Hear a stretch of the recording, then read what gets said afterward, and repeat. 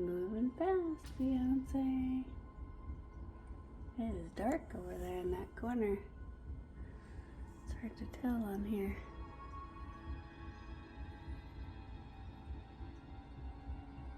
It is real dark, and it's, yeah, 6:09. Sunrise was supposed to be at 6:01 today. I'm not gonna be seeing that for a while. Look how fast that's moving.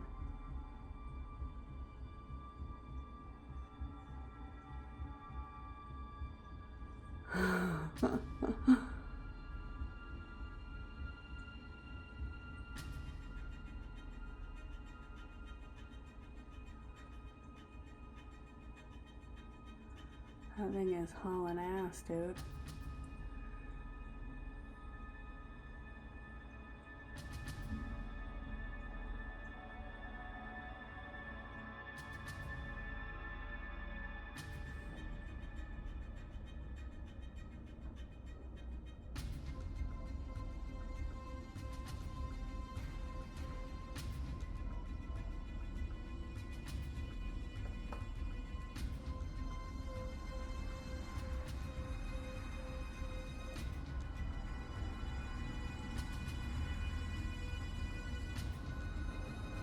Looks like we already have some limbs down.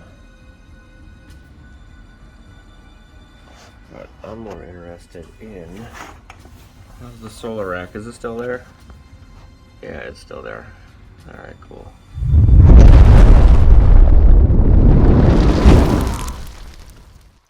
Alrighty, well that storm just rolled through and I was getting ready to switch this back over to grid because my battery voltage is, oh shit, it's 48 volts. And the grid's not there. And look at that, we're down to 0%. We might actually lose some power. Alright, this time we are in a real power outage and I get to use the generator. For real this time. Alright, I'm gonna go change so I can set that up. 1 minute, 37 seconds later. Alright, battery voltage is 47.97. Alright, so I just switched over my 2 hot wires over to the generator wires. I'm gonna go outside and start the generator and power my house with that and recharge the batteries. So this is an actual power outage. And I already opened the garage just in case we lost power so Lauren can go to work. Alright, let's go do it. Alright, got the generator wires hooked up. Still raining out here. Gonna turn on the dead switch. Open you up. Emergency stop. Fuel prime run. Gonna let that warm up for a minute or two and then I will switch it on over.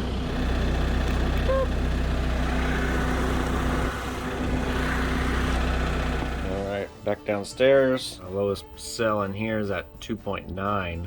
Oh, a lot of them are at 2.9. Look at that. We're literally about to die here. Okay, so we're going to flip that over. It's gonna switch over automatically to grid here in just a second. Should. There we go. Now we're on generator. 5 amps. Let me raise that. 30 amps. Solar and utility. And look at that. We're so close right there. Holy crap. I love having all of this stuff and generators and batteries and all that kind of stuff. So I've been off grid for, I don't know, at least a couple of days. Every couple of days we'll get some clouds and I'll have to go back on grid and let the solar recharge the batteries. Yesterday was kind of like a 80% type of day. So it wasn't even full charge. So that's why we were so low. Alrighty, I just plugged in a little tiny LED light bulb into the grid side, so not generator or anything like that. And this light will turn on as soon as the grid comes on, just to give me an indicator so I don't have to keep coming back here to check. Brew now. We talked to our neighbors over there. Oh, there's Lauren going to work. Wave to Lauren. Alright, since our power is out, we talked to our favorite neighbor right over there, and of course their power is out as well. Lauren talked to them, asked them if they needed a pot of coffee, so we are making them a pot of coffee right here, and we're gonna put it in this guy right over here and take that over to them. So that's kind of fun and kind of cool, at least for me. So anyway, that's where we're at right now. Time now is 7:40 and we've been on the generator for 20 minutes. We started at 7:20 a.m. This is 100% the reason why I do all of the batteries, the solar, and having a generator so I can continue powering my house. You know, for example, if you just went to the store and spent $6,000, you know, because everything is so expensive, you can keep it cold in the refrigerator or the freezer down below. You won't lose any of that stuff. You can continue to power your house like normal. Like this morning, I didn't even know we lost power because we were already powering the house from the batteries. The only reason I knew, I have a little ankle biter down here. What are you doing, little ankle biter? What are you doing? Huh? What are you doing?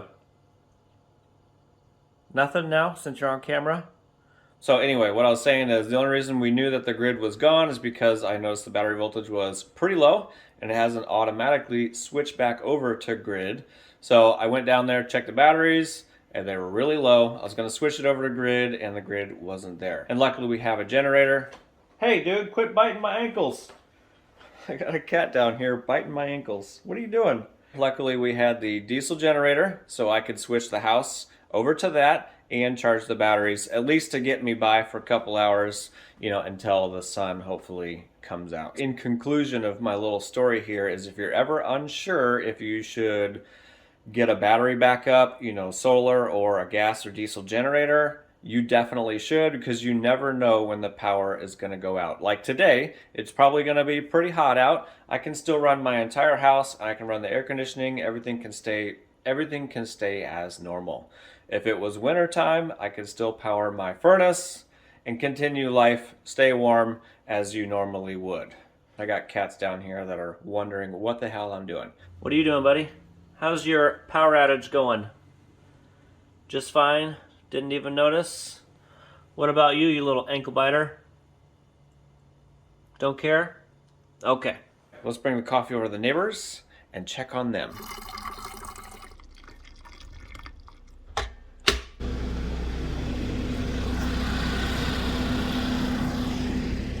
Of course, they absolutely loved a pot of coffee.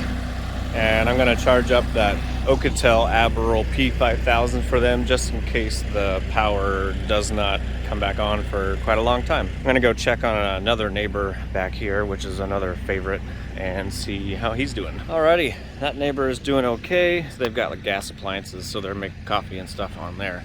I guess a lot of trees are down kind of everywhere, and that's why everybody's power is out. Well, it's weird because people across the street over there, they have power, and then some people on this side have power, but it's just like, I don't know, a select grid of people right here that don't have power. And look at that, we do have a big clearing in the sky, so we should be able to recharge from solar, well, as soon as the sun comes over all these trees over here. That's my like downfall. I don't get full sun until like 12 o'clock noon, which is still like another 4 or 5 hours away. On my kitchen right up there, if I have some panels across the ridge right there, I think I can get some sun starting around 9:30 a.m. But that's about as best as I can do with all of my trees. All right, we'll do a quick little damage report. Got some limbs down right there and over there and over there. I'm not sure why this is over here, which should be over there. Oh wow, we got actually a lot of little limbs down over here. One big one and then just a bunch of little ones scattered all over the place. We'll go check on the solar arrays, and those did not move 1 inch. Looking good. Oh yeah, we're doing good. Solar panels are okay up there, I hope. All right, Horace. We've been running off the generator for a little over 1 hour. What are your thoughts on running the house and charging the batteries off of a generator? Any comments on that? Okay, he has no comments on running off the generator. Alrighty, we don't know how long this power outage is gonna last. So I'm gonna see what, oh, we're at 40%. Plug you in there. This is basically a 5 kW portable power station. I just did a review on this. It's pretty sweet. I kind of want to charge this up fully just in case the power outage lasts for a long time. I can bring it over to one of the neighbors so they could have some power. Power the refrigerator, you know, some lights, TV, you know, whatever they want to do.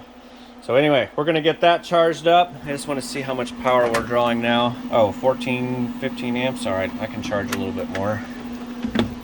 I'll change that a little bit. We're at 30 amps. We'll go up 40 because I'm powering my house and recharging at the same time. All right, we'll check that again. I just don't want to overload it. 18 amps from the generator, so that's not bad. Might be able to go up just a little bit higher. We're charging 11 or so amps on this battery, so it's probably 11 to 12 on there, and then 11 to 12 on those right there. Try 50. Let's see what that does. I really don't want to go over like 24, 21, 22 amps. All right, I can live with that. All right, time now is 10:25 a.m. and we've been running on the generator for about 3 hours or so. You can see all this right here. This is when I was at 50 amps, dropped down to about 30 amps for charging. I went back up to 50 again for a little bit, and then I dropped back down to 30 amps charging. That was just because I was doing some other things around the house. Solar today, we've only gotten 0.8 kilowatt hours, so not very much at all. We go over here to the Powerwall area. We're still charging up the Outage right here. We're at 65% state of charge, roughly 3 hours left. And then if we go over here and we can see, oh, we've gotten up to 25% state of charge. We were at 0, obviously, 3 hours ago.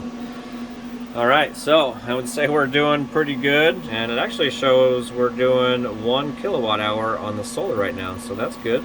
We check these up here, roughly 200 watts on both of those. So 400, 500 watts for both of those. To go check my light bulb. Actually, I don't see any light back there, so grid is still down. And if you're not aware, this stuff is really, really fun for me because I never get to do this. You know, I can do simulated grid down situations all the time, but I never get to do real grid down situations. So this is fun for me. Also, during this real grid down situation, I am testing out another portable power station right here. This is the Pecron E2000 LFP.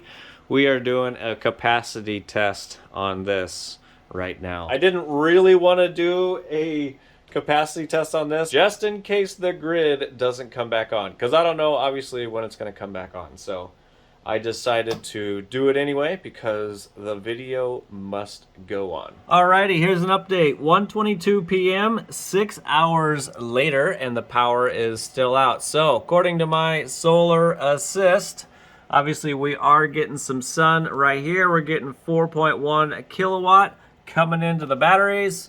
So far today, we have charged 8.4 kilowatt hour on the roof panels only. This does not show the ground mounts, so that's another thing I still needed to take account in.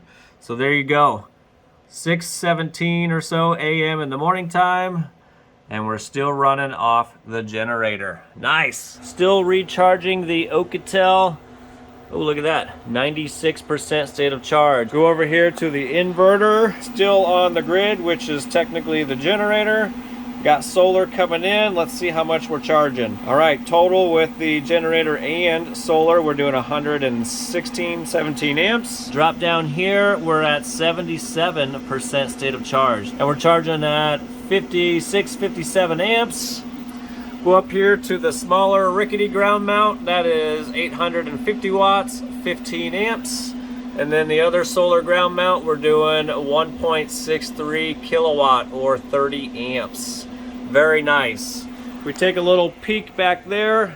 The light bulb is not on, so the grid is still not back. All right, I guess we'll go outside and check on the generator. I have not been out there in, I don't really know how long it's been. So we'll check on that. Oh yeah, nice and clear. Couple random clouds in there. I could probably honestly shut off the generator. I don't think we actually need it anymore.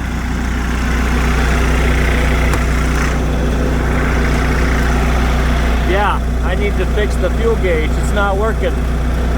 So anyway, we are running at 80%. You know, your 240 and 60 hertz, no problem. Everything is looking good over here. So honestly, I could probably shut off the generator right now because you can see we got lots of sun right now and we're 75% state of charge. I think we're gonna be good the rest of the day. I think I am gonna just shut her down. Before we shut off the generator, let me go down here real quick and lower the charge rate real quick. I'm on 40 amps right now. I'm just gonna lower it to 10. And then I'm just gonna come down here and flip that circuit breaker. So we just flipped over to battery power only. Very nice. You can see the generator or grid went away. And then we'll go outside, go out here and open the contactor. And then I will let that run for a couple of minutes for a cool down cycle. And I'll give you an update whenever the grid comes back on, if it ever comes back on. Maybe it's gonna be down forever. Just kidding. But it could be a really long time. Later, in the void. Guess what? The light bulb is on back there, so that means the grid finally came back on. Time now is 2:21, so it was literally out for exactly 7 hours. Of course, I went on battery power a little while ago, so it doesn't really matter anyway. And of course, we have fully charged the Outage Aperol P5000 that we don't need anymore. We're doing 73 amps right now. A little over 4 kW. Up here we're doing just under 1 K, and then right here we're doing 1.6 kW. And we're at 93% state of charge. Nice. All right, since the fuel gauge doesn't really work, you can see the diesel fuel down there. It's a little bit past of where the filler neck would go. I pulled the filler neck out, it's sitting right there. Anyway, I'm gonna pour in some diesel and we'll try to figure out exactly how much we used. I did leave this full the last time I used it, so we're gonna refill it with this tank right here. This holds, I think, 6 gallons in it, wherever it's at. All right, so we'll put this back in. Put it in.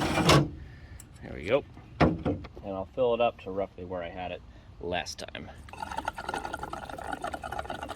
Give it a little shake at the end.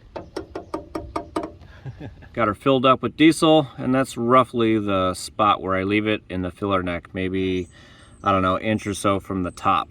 And what's funny about this is this has a 5-gallon diesel tank in it. We pretty much put 5 gallons in here. So this tank was filled up to this line right here, whatever that is. I'm guessing that's 6 gallons. And we're all the way down here at the bottom. So there's no way I put 5 gallons of diesel in there unless I never filled it up the last time. I mean, I thought I did, but maybe I didn't. It's weird. So anyway, this diesel generator is supposed to consume, I think it's around a half a gallon an hour, and we ran a little over 6 hours or something like that. So we should have used, you know, we'll say 3.5 gallons for that little over 6.5 hours, somewhere around there. So I don't know. I have no idea. I guess we'll just have to wait for the next power outage or simulated power outage to find out. Actually, what I should do also is get that damn fuel gauge fixed. All right, anyway, put this back on. I was just talking to my neighbor right back here, and he figured out where the power outage came from. So you guys know, maybe you don't know, maybe you're new to my channel, I don't know, but you know that my neighbor's place over here, they take really good care of everything. Okay, they take really, really good care of everything back here. Okay, like it's so overgrown back here, it's ridiculous.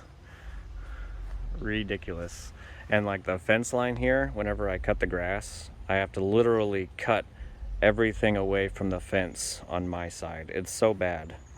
It's terrible, all the way down, all the way across. Let me go around the corner and I will show you where the power outage came from.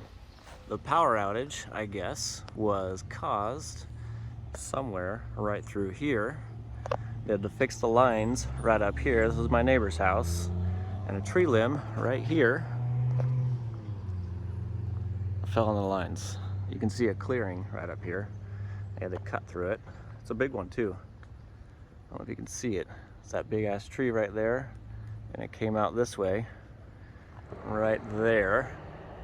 Okay, and it's still overhanging right now. Look at that. Look how crazy. All right, and there's so many other trees in here that could potentially fall on the lines. Like right here, right through here, all the lines are like practically touching each other. I'm surprised there hasn't been more power outages. Nuts. Boom.